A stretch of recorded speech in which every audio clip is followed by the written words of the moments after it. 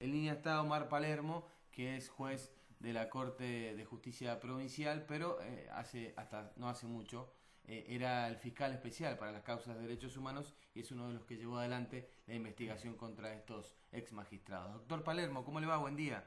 ¿Qué tal? Buen día, Rodrigo. ¿Cómo está? Bien, muy bien. Bueno, queríamos hablar con usted sobre esta decisión del juez federal Walter Bento de elevar a juicio esta causa y que nos contara un poco cómo fue el proceso de investigación contra estos ex magistrados que están acusados de crímenes tan aberrantes como, bueno, secuestros, torturas, desapariciones. Bueno, por fin llega la hora de la elevación a juicio, aunque lamentablemente no contra todos los imputados, eh, pero bueno, es un trabajo, fue el trabajo que nos marcó como unidad, porque fue un trabajo absolutamente nuestro, desde cero. Tuvimos la denuncia solamente de algunos hechos, pero desde que comenzamos a trabajar con la Unidad Fiscal de Derechos Humanos, eh, se empezaba a advertir en los expedientes, a medida que se compulsaban las causas, que bueno, que el aparato represivo del Estado había contado evidentemente con la complicidad no solo policial, sino también la complicidad judicial. No había una complicidad explícita, no digo que el Poder Judicial formaba parte de la mesa de la negociación, pero que evidentemente ofrecía una garantía de impunidad sistemática en cada uno de los casos. El Poder Judicial no investigó nunca un delito cometido por un funcionario o por un miembro de la fuerza de seguridad, jamás. Ni policial ni militar, con lo cual la garantía de impunidad que ofreció el Poder Judicial fue evidente. Doctor Palermo, bueno, tuvo oportunidad de participar de las declaraciones indagatorias que se les realizaron a estos ex magistrados. ¿Cuál era la respuesta que daban frente a los planteos de la inacción ante la denuncia de esos delitos que hicieron, por ejemplo, familiares y expresos políticos? Bueno, básicamente la defensa es que ellos desconocían lo que se estaba haciendo en aquel momento. Ese es básicamente el argumento. Uh-huh. Y bueno, me parece que cuando diariamente vienen gran cantidad de personas reclamando por la desaparición de sus familiares o amigos, cuando diariamente la policía ingresa a domicilios arrasando con todo lo que hay adentro, llevándose a las personas que están en su interior, cuando la policía rompe puertas, cuando la policía se queda con objeto de valor de la familia, y eso se produce sistemáticamente, y sistemáticamente no se investiga, pero que por una desaparición de una persona el expediente tenía 3, 4 fojas. Uh-huh. Se sobreseía provisionalmente a los miembros de la fuerza policial que pudieran estar involucrados, y a la vez los delitos que se les imputaban a las personas a quienes se las vinculaba de algún otro modo con sectores entre comillas terroristas, bueno, me refiero a las causas por la infracción de la ley 2840, bueno, prosperaban, ya eran llevados a juicio, eran condenados, entonces uno ve cómo aumentaba la pila de expedientes por infracción de la ley 2840, que era la ley por la cual se investigaban los delitos cometidos por la, entre comillas, subversión, y a la vez, como no prosperaban las investigaciones de los delitos cometidos por el terrorismo de Estado, no parece muy difícil encontrar que el Poder Judicial en aquel momento fue, sin ninguna duda, cómplice del terrorismo. Doctor Palermo, lo saluda Julio Semoloni. ¿Cómo le va? ¿Qué tal, Julio? ¿Cómo va? Buen día. Muy bien, todavía valoramos su amable visita del año pasado a Línea Editorial y los provechosos resultados del diálogo. Le quiero hacer una pregunta. También para mí. Le quiero hacer una pregunta de incómoda respuesta. ¿Cómo está la situación de Otilio Romano en Chile respecto de la extradición? Bueno, la verdad es que yo he seguido la extradición de Romano prácticamente por los medios. Nosotros Claro. hemos requerido toda la información que se nos ha pedido. Hace poco volvimos a mandar, porque no sé qué pasaba con los expedientes, volvimos a mandar todos los elementos de prueba que tenían.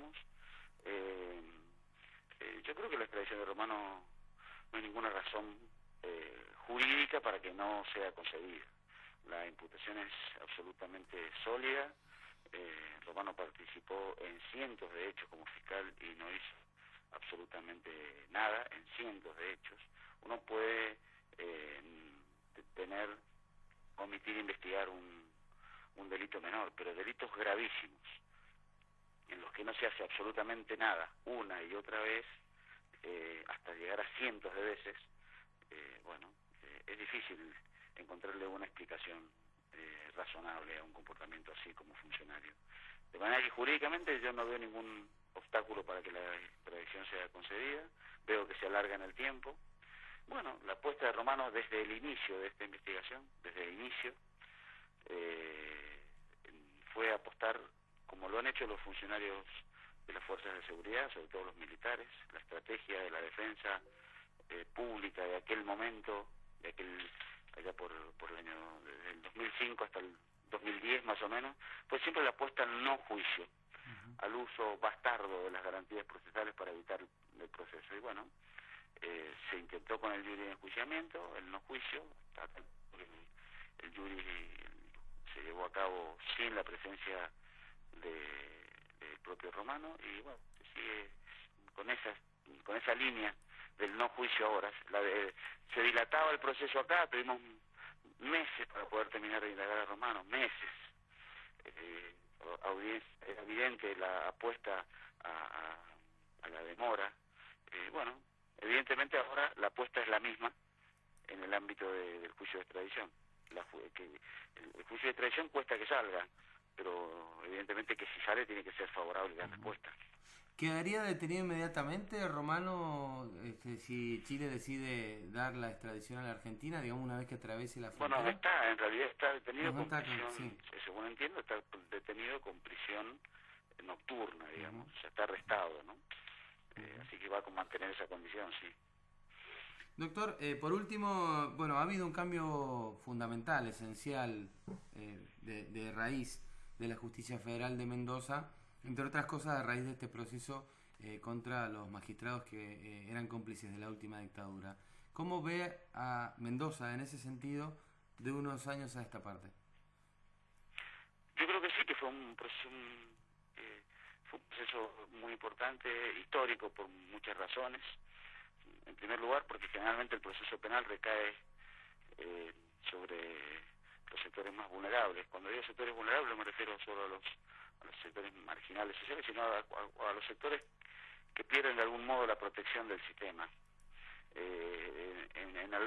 En alguna parte los miembros de las fuerzas de seguridad, de algún modo, las resistencias, si bien existen todavía, no son las mismas, pero sin ninguna duda que el aparato judicial, sobre todo los jueces que en aquel momento estaban en funciones, tenían toda la protección del sistema. Hay que ver, no hay que olvidarse de lo que costó este proceso, ¿no? Todo lo que costó este proceso, costó amparos de por medio que evitaban el enjuiciamiento por parte del Consejo de del jury de enjuiciamiento y que la acusación del Consejo de la Magistratura prosperara. Costó muchísimo. El propio Consejo de algún modo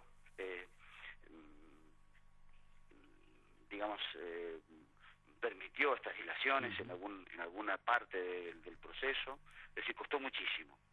Y bueno, a pesar de toda la protección del sistema, se pudo conseguir que la acusación prospere. No hay que olvidarse de que la propia Cámara Federal intentó apartar al juez que de manera imparcial había investigado en esta causa, que eran los propios amigos de Romano. No hay que olvidarse que el juez federal de San Juan, Rago Gallo, con quien Romano se había inhibido por amistad manifiesta, intervino y fue cómplice junto con Petra y Gálvez de San Juan para sacar esta resolución que apartó al juez Bento, que finalmente ese fue el momento más dramático que tuvimos que pasar, porque nos quedábamos sin juez. Era evidente que la Cámara iba a poner el próximo juez y era evidente que el próximo juez no iba a hacer prosperar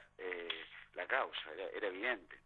La jugada que se hizo fue muy clara. Entonces, bueno, todo eso costó muchísimo, lo cual, bueno, le da mayor relevancia al resultado. Después, este tipo de procesos se ha ido repitiendo en todo el país. Fuimos pioneros en este tipo de investigaciones de la pata judicial de la dictadura. La investigación de la pata judicial empezó a partir del proceso de Mendoza. Así que fue un proceso muy importante, que va a terminar de servir si la justicia federal tiene la capacidad para reinventarse, para poner en el lugar de los jueces que fueron destituidos, gente con compromiso, con capacidad de trabajo, con honestidad, con todo lo que tiene que tener un juez.